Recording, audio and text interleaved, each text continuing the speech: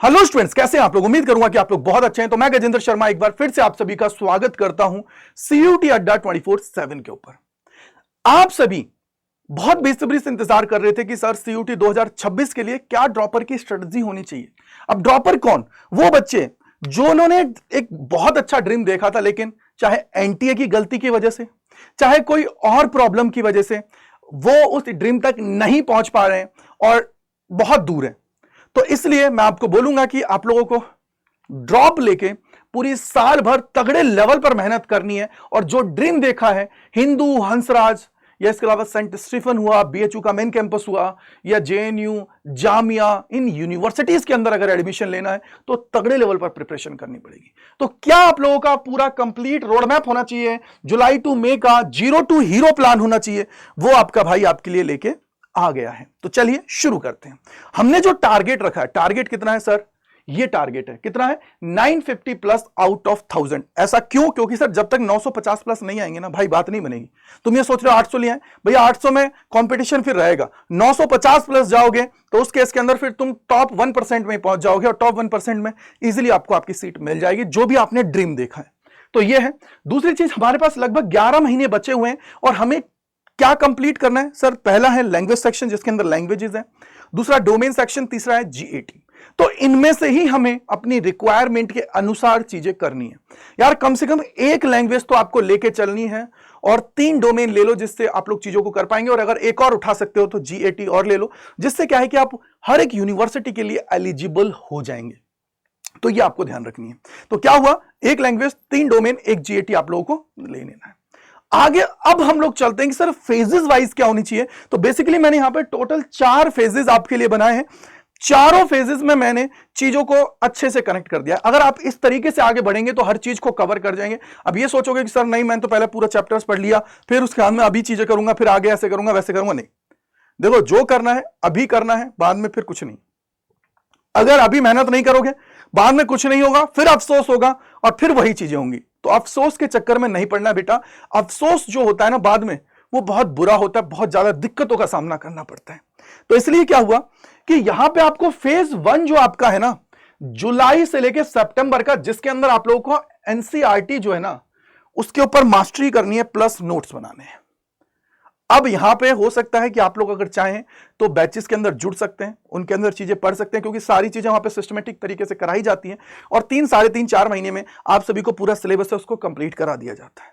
ठीक है, तो ये आप लोग करें। यहां पे करने के बाद में फिर दूसरा फेज है जिसके अंदर सिर्फ प्रैक्टिस का फेज मैंने रखा है, PYQs plus practice.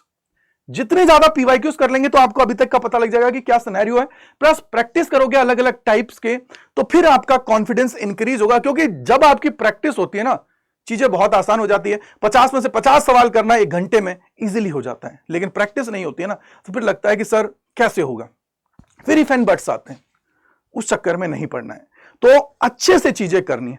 Third phase आप लोगों का है basically full mock test plus weak areas. मतलब 3 जनवरी से मार्च में सिर्फ आपको मॉक टेस्ट लगाने हैं। जितना पढ़ना था, जितना प्रैक्टिस करना था वो आपने कर लिया। अब सिर्फ मॉक टेस्ट लगाने हैं। मॉक टेस्ट के साथ उसका एनालिसिस करना है। एनालिसिस करके जो आपके वीक एरियाज आ रहे हैं उनको लिख लो, जो जो टॉपिक वीक्स आ रहे हैं फिर इनको पढ़ो और फिर अपने वीक एरियाज को दूर करो। तब जाके आप ये मान के चलो कि आपको बहुत अच्छे से चीजें समझ में आ जाएंगी। फेज 4 के अंदर आप लोगों को अप्रैल से लेकर मई के अंदर चीजें करनी है। और अप्रैल से लेकर मई मतलब लगभग 1 महीना आप लोग मोटा मोटा मान के चलो, अप्रैल का ही। मई के अंदर तो एग्जाम आ जाते हैं। रिवीजन प्लस फाइनल बूस्टर्स, मतलब सिर्फ रिवीजन करना है, फिर नया नहीं पढ़ना है, क्योंकि आप ऑलरेडी चीजें कर चुके हो। आपने पूरे साल भर मेहनत की है, आपने पूरे 10-11 महीने मेहनत की है। जब आप मेहनत कर लेते हो ना, सारा काम आसान हो जाता है। अब मैं आपको लेके चलता हूं कि क्या आपको करना चाहिए according to me. Weekly targets क्या होनी चाहिए? तो देखो, मंडे से लेके फ्राइडे तक आप लोगों को चैप्टर्स को पढ़ना है प्लस प्रैक्टिस करनी है। इसके बाद में सैटरडे को आपको रिवीजन करना है और स्पीड टेस्ट। ठीक है, संडे को आपको क्या करना है? फुल लेंथ मॉक टेस्ट देना है और एरर्स हैं उनको रिव्यू करना है। समझ आ गया क्या काम है? मतलब आपको जो भी पढ़ना है, सॉल्व करना है, सब कुछ करना है, सैटरडे तक करना है। संडे को सिर्फ और सिर्फ मॉक टेस्ट लगाना है और जो भी एरर्स हुई हैं उसको क्या करना है? रिवाइज करना है। ठीक है बेटा, और रिव्यू करना है। रिवीजन कब करोगे? सैटरडे को। ठीक है, तो सैटरडे तक जनरली हमारे यहाँ क्लासेस चलती हैं, तो आपको सारा चीज वहां से हो जाएगा। संडे को आपको रिवीजन और मॉक टेस्ट का काम करना है। तो ये वीकली टारगेट होना चाहिए। समझ आ गया? आगे अगर हम लोग चलते हैं तो फेज 1 जो है आपका, इसके अंदर आप लोगों को एनसीईआरटी लाइन बाय लाइन पढ़नी है। देखो एनसीईआरटी लाइन बाय लाइन की अगर मैं बात करता हूं तो जनरली हमारे बैचेस के अंदर भी आपको सारी चीजें परफेक्टली लाइन बाय लाइन पढ़ाई जाती है। ये मान के चलो कि सीयूटी अड्डा 24/7 पर हर चीज आपको कंप्लीट कराई जाती है। चैप्टर वाइज आप लोगों को फॉर्मूला शीट्स हैं, नोट्स हैं, सब कुछ बनाया जाता है। साथ ही साथ जो आप लोगों की डेफिनेशंस हैं और इसके अलावा एक्सपेरिमेंट्स हैं और डेरिवेशंस हैं, वो सारी चीजें आप सभी को कंप्लीट कराई जाती है। तो ये सारी चीजें आप लोगों को करनी है इसके अंदर। दूसरा जो फेज है, इसके अंदर आप लोगों को अक्टूबर से लेके दिसंबर तक सिर्फ प्रैक्टिस और पीवाईक्यूज करना है, जिसके अंदर चैप्टर वाइज एमसीक्यूज डेली लगानी है, सेक्शनल टेस्ट अटेम्प्ट करना है टॉपिक वाइज, और उसके बाद में पीवाईक्यूज है उनको लगाना है 2022 से लेकर 2025 तक के। अब कहां मिलेंगे मैंने आपको बता दिया, आप लोग अड्डा 24/7 की बुक्स हैं उनको परचेज कर लीजिए, पीवाईक्यूज का आपका काम हो जाएगा। आगे अगर मैं चलता हूं तो यहां पे देखो जनवरी से लेके मार्च तक के, तो इसके अंदर सिर्फ आपको मॉक टेस्ट लगाना है, उसका एनालिसिस करना है। ये मान के चलो कि हर वीक में कम से कम हर एक सब्जेक्ट के 2 आपको मॉक टेस्ट लगाने ही लगाने हैं। पहले 1 लगा रहे थे वीक, फिर उसको इंक्रीज कर देना है 2, और फिर एनालिसिस करना है, हर एक वीक एरियाज को मार्क करना है, उस पर काम करना है, तब जाके हम अच्छे से कर पाएंगे। आपको वो काम करना पड़ेगा बेटा। देखो नहीं करोगे कोई और करेगा और उस सीट को कोई और ले जाएगा। तो एटलीस्ट हमें अभी से ही अपने आप को तैयार करना पड़ेगा। इसके बाद में अगर 4th फेज की बात करता हूं तो इसके अंदर अपना पूरा सिलेबस आपको सॉल्व करना है और पूरा देखना है, चीजों को रिवाइज करना है, चीजों को देखना है और फोकस करना है किसके ऊपर, एक्यूरेसी, टाइम और सिली मिस्टेक्स पर। देखो सिली मिस्टेक सबसे ज्यादा होती है। बच्चा एग्जाम के अंदर ऐसी गलतियां करके आता है ना जो उम्मीद नहीं हो सकती। मैं सच बता रहा हूं, मुझे दुखी होता हूं जब मैं चीजों को देखता हूं। कब? जब बच्चे मतलब ऐसे सिली मिस्टेक्स करके आ रहे हैं यार, कहीं पे मिली एम्पियर में दे रखा है, मिली पढ़ेंगे ही नहीं, एम्पियर्स में जाके सॉल्व करके आ जाएंगे। तो यार वो गलतियां ना हो, अच्छे से चीजें करके आओ आप लोग। तो इसलिए जब आप पूरा सिस्टमैटिक तरीके से पढ़ते हो, चीजों को अच्छे से पढ़ते हो, तब जाके आप लोगों का अच्छा स्कोर बनता है, अदरवाइज नहीं बनता है। तो इट मींस ये आपको काम करना पड़ेगा। आगे अगर मैं टाइम टेबल की बात करूं कि यार पर डे आपको क्या करना है, किस तरीके से करना है, तो देखो आप ये मान के चलो 7 से सुबह 7 बजे उठो, रात को 9-10 बजे तक फ्री हो जाओ। 7 से 9 डोमेन एक सब्जेक्ट उठा लो, थ्योरी और नोट्स बनाने हैं 2 घंटे में। 9 से 10 ब्रेकफास्ट, वॉक और विकैबुलरी अगर पढ़ना चाहो पढ़ लेना। 10 से 12 में आपको डोमेन 2 पढ़ना है, ठीक है। फिर 1 से 3 में आपको लैंग्वेज सेक्शन को कंप्लीट करना है, ठीक है। देन फिर आप लोग क्या करोगे, 3 से 4 आराम करोगे, 4 से 6 आपको डोमेन 3 और पीवाईक्यूज लगाना है, प्लस 7 से 9 में आपको मॉक टेस्ट, जीएटी जो भी रिवीजन करना है वो आप कर सकते हो, क्योंकि जीएटी हो सकता है कोई बच्चा ले या ना ले, कोई बच्चा ऐसा होता है सिर्फ रिवीजन के लिए चीजों को करता है। तो ये आप लोगों को चीजों को वहां पे देखते हुए चलना पड़ेगा, तब जाके आपके अंदर एक कॉन्फिडेंस बढ़ेगा, चीजों को आप लोग कर पाएंगे। तो ये डेली शेड्यूल आप सभी का होना चाहिए। इसके बाद में आप ये देखो, प्रो टिप्स बता रहा हूं।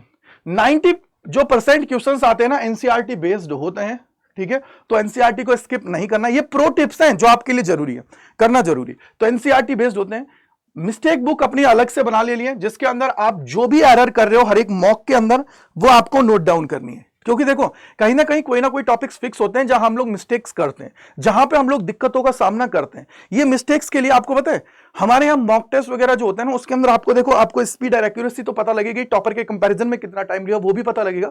साथ ही साथ आप कितने चीजों को और कनेक्ट कर रहे हो, लाइक आप जैसे सवाल कर रहे हो पूरा एनालिसिस आप सभी एक बार में कर पाओगे, वीक एरियाज को चेक कर पाओगे कहां कहां आपका वीक एरियाज हैं, तो ये भी आपको मिलता है। दूसरी चीज, डोंट स्टडी एवरीथिंग। कभी भी सारी दुनिया की चीजों को नहीं पढ़ना है, जो सीयूटी का सिलेबस है वही पढ़ना है। इसके अलावा पीवाईक्यूज आर गोल्ड, क्योंकि एटलीस्ट 40% क्वेश्चंस हैं वो रिपीट होते हैं, उनका पैटर्न रिपीट होता है, तो एटलीस्ट 40% तो यहां से कवर होगा। हेल्थ और कंसिस्टेंसी मैटर करती है बेटा, रेगुलर आप सभी को रहना है। जब तक रेगुलर नहीं रहोगे ना, चीजें नहीं होंगी, कॉन्फिडेंस नहीं बढ़ेगा, और जब तक कॉन्फिडेंस नहीं बढ़ेगा ना, तब तक चीजें नहीं होने वाली हैं। तो इसलिए आपको अच्छे से चीजें करनी है, कॉन्फिडेंट रहना है और कंसिस्टेंसी रखनी है। मतलब ऐसा नहीं सर आज मैंने 10 घंटे पढ़ लिया, कल से मेरे से पढ़ा ही नहीं जा रहा ना। आज अगर 2 घंटे पढ़ रहे हो तो कल 2 घंटे पढ़ रहे हो, एक वीक 2 घंटे, फिर अगले वीक से आधा घंटा इंक्रीज कर दो, फिर 1 घंटा इंक्रीज कर दो। इस तरीके से अपने आप को बढ़ाना है, तब जाके आप चीजों को कर पाएंगे बेटा, अदरवाइज नहीं होगा। मैं आपको क्लियर कट समझा देता हूं ये चीज, आपको कंसिस्टेंट रहना पड़ेगा। ये मैंने आपको सारी चीजें बताई हैं, क्या आपको करना है। जो गलतियां आपने दोहराई हैं, जो गलतियां आपने की हैं, वो अब नहीं करनी है, आगे आगे बढ़ना है आपको। साथ ही साथ आपका भाई आपके साथ हमेशा रहेगा, आपको गाइड करने के लिए, आपको समझाने के लिए। तो ये जो टेलीग्राम चैनल है @गजेंद्र सर फिजिक्स, इसको आप लोग ज्वाइन कर लीजिए, जिससे मैं आपको सारी चीजें समझा पाऊं, चीजों को कनेक्ट करा पाऊं। समझ आ गया? अब इसके अलावा सर आपने इतनी सारी चीजें बता दी, वन स्टॉप सोल्यूशन तो बता दीजिए क्या करना है। तो देखो यार, सोल्यूशन दो चीजें, आप यूट्यूब पे पढ़ लो, यूट्यूब पे बहुत सारे डिस्ट्रक्शंस होते हैं, चीजें होती हैं, हम कुछ देखते रहते हैं, कहीं और पहुंच जाते हैं। या फिर अपने ऊपर इन्वेस्ट कर लो। इन्वेस्ट का मतलब यह है कि अड्डा 24/7 जो सीयूईटी की टीम है, आपको पता है 2022 से हम लोग पढ़ा रहे हैं, 2025 निकल गया, 2026 के लिए हम लोग पढ़ाएंगे और तगड़े लेवल पर मेहनत करते हैं आप सभी के लिए। तो इसके लिए ऑलरेडी हमने महापैक्स को लॉन्च कर दिया है, इसको आप लोग एनरोल कर सकते हो। Y485 कूपन कोड है, जिससे आप अपने भाई के साथ जुड़ सकते हो और हमारे लेटेस्ट बैचेस और महापैक के अंदर एनरोल कर सकते हो यूजिंग द कोड Y485। इसको आप लोग लगा के ज्वाइन कर लीजिए। तगड़े लेवल पर मेहनत करेंगे आप और हम मिलके, और आपको आपकी ड्रीम यूनिवर्सिटी तक पहुंचाएंगे। कोई डाउट है तो इसके ऊपर मेल कर दीजिए। अब आपको ज्वाइन कैसे करना है वो मैं आपको समझाता हूं। तो सबसे पहले देखिए आपको क्या करना है, यहां पे आना है और अड्डा 24/7 सर्च करना है। जैसे ही अड्डा 24/7 सर्च आपने किया तो पहले लिंक पे क्लिक करना है, इसके बाद में ऑल कोर्सेज पे जाना है। इसके बाद में देखो ये रहा सीयूटी यूजीएन पीजी के ऊपर जाओगे तो यहां पे देखो साइंस, कॉमर्स, आर्ट्स सब कुछ आपके लिए अवेलेबल है। इंग्लिश जेएटी भी आपके लिए अवेलेबल है, तो जिसमें भी आप लोग जाना चाहते हो चले जाइए। फॉर एग्जांपल आर्ट्स में जाना है तो आर्ट्स पे क्लिक किया, यहां पे देखो ये आप लोगों के लिए लेटेस्ट जितने भी बैचेस आते हैं वो आपको यहां पे दिख जाते हैं। तो ये आप लोगों के लिए लेटेस्ट बैच है RM 4.0, ठीक है, इसके अंदर आप लोग एनरोल कर सकते हो। मैं आपको एक चीज बोलूंगा, हमेशा फोकस करना महापैक के ऊपर, क्योंकि थोड़ा सा 2-3 हजार ज्यादा होता है, लेकिन एटलीस्ट जितने भी बैचेस आते हैं वो सारे आपको यहां पे मिलेंगे। चाहे हमारा फ्लैगशिप बैच प्रतिज्ञा हो वो भी आता है, वो भी आपको यहां पे मिलेगा। जो गाइडेंस होती है वो भी सारी चीजें आपको मिलेगी, और जो हमारा सारथी बैच आता है, इसके अलावा मल्टीपल बैचेस आएंगे, वो सब कुछ आपको मिलेगा। यानी कि एक सब्सक्रिप्शन लेने पर पूरे साल जब तक आपकी वैलिडिटी है, जितनी चीजें आपको मिल रही हैं वो सब कुछ मिलेंगी यहाँ पे। जैसे अगर मान लो कुछ भी बैचेस लेना तो बैचेस ले लीजिए, या फिर इस पर क्लिक करेंगे। क्लिक करने के बाद में आप महापैक पे आए, यहाँ पे देखो अभी मोर ऑफर्स पे जाना है, यहाँ पे कूपन कोड लगाना है, क्या है Y485। इस पे क्लिक करोगे तो ये आपको महापैक कितने का मिल रहा है बेटा, 9862.20 का मिल रहा है, 40% ऑफ के साथ 16 मंथ की वैलिडिटी। एक चीज मैं आपको बता देता हूं, देखो बेटा कभी भी मैं आपको गलत राय नहीं दूंगा, हमेशा अपनी हेल्थ और अपनी पढ़ाई है उसके ऊपर इन्वेस्ट करना चाहिए, चीजें करनी चाहिए। यार देखो अगर आज 10,000 के बारे में सोचोगे, 8,000 के बारे में सोचोगे तो फिर आगे कैसे चीजें होंगी। अभी से अगर आप तैयार होगे, अच्छी यूनिवर्सिटी में पढ़ लोगे, अच्छा पैकेज लगेगा और अच्छे से आप लोग प्रिपरेशन करोगे तो आगे बढ़ोगे। तो जाके एनरोल करो, तैयारी कर लो अच्छे से, और कमेंट सेक्शन के अंदर लिख के जाना कि सर प्रॉमिस करते हैं इस साल तो हमने ड्रॉप लिया है, लेकिन स्कोर 950+ हम करेंगे आपके साथ मिलके। So thank you, bye bye to all, God bless you, जय हिंद, जय भारत सभी को। मिलते हैं इसी प्रकार के और वीडियोस में सीयूटी अड्डा 24/7 के ऊपर। Thank you and bye bye to all.